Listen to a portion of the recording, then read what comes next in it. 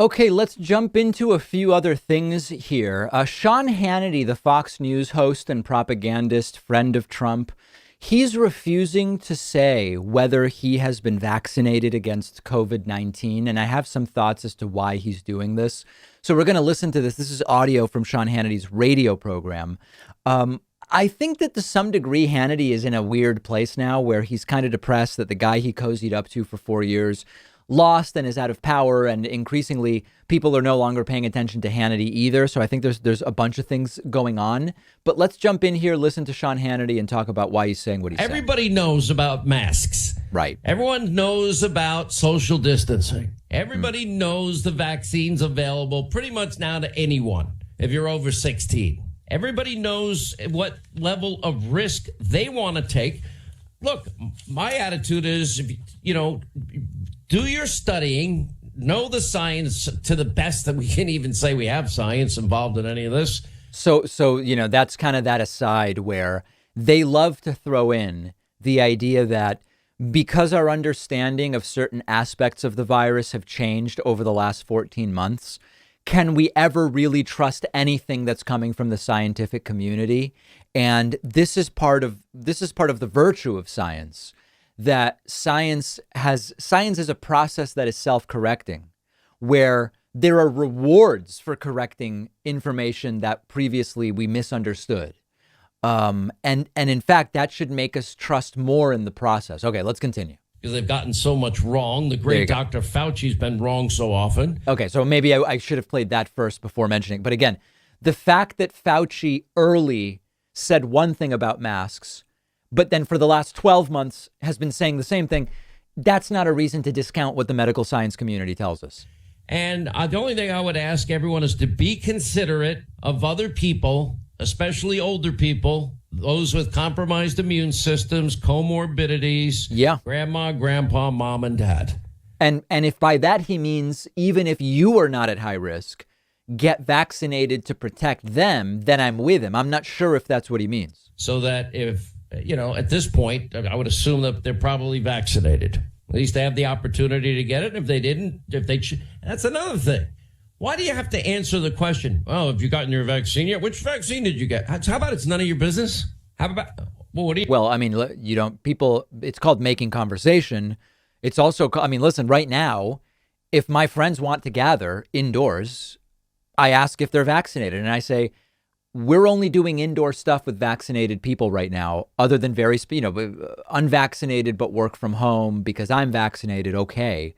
It seems like a responsible question to be asking. You can decline to answer. What do you mean you're not going to get vaccinated? How about that's a choice between an individual and a doctor?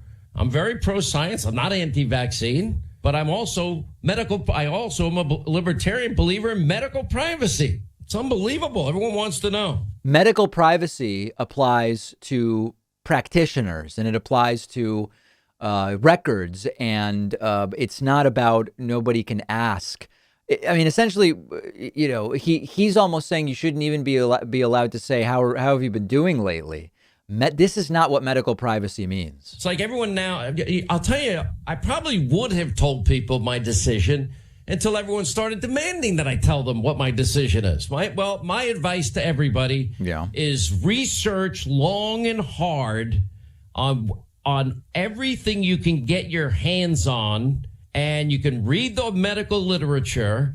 Then I would look at your special and unique medical conditions. See, this is really stupid because, first of all, it's not really that difficult to figure it out.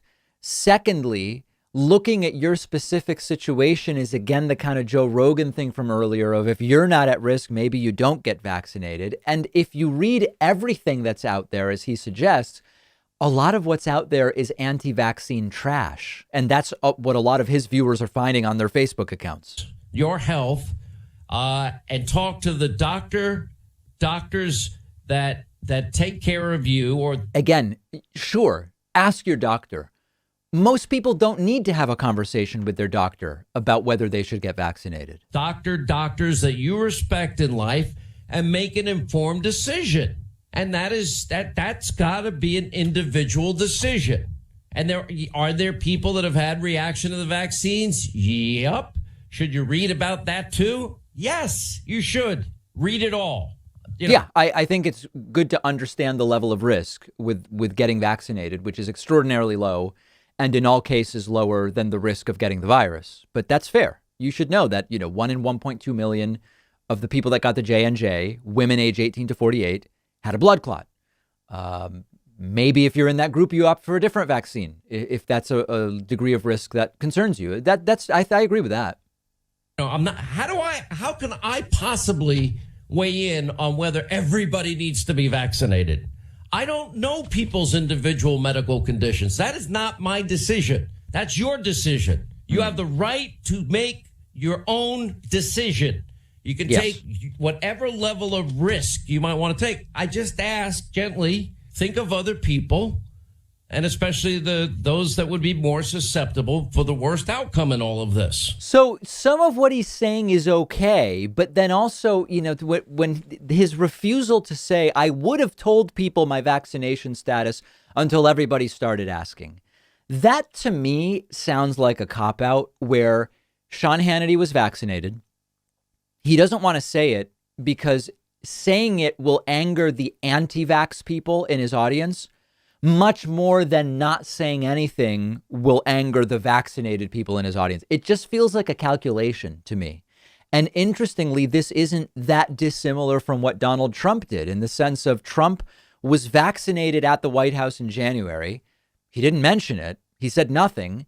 And then months later, when out of office, he said, oh, yeah, I did receive it, or it was announced by his office that he received it at the White House. It strikes me as a calculation more than it is about so-called medical privacy, but really strange stuff happening over on the Hannity program. And bottom line, I think Hannity's kind of depressed that his guy is no longer in office and people are paying a lot less attention to him than they used to be. He's getting no more rides on Marine One, but make of it what you will.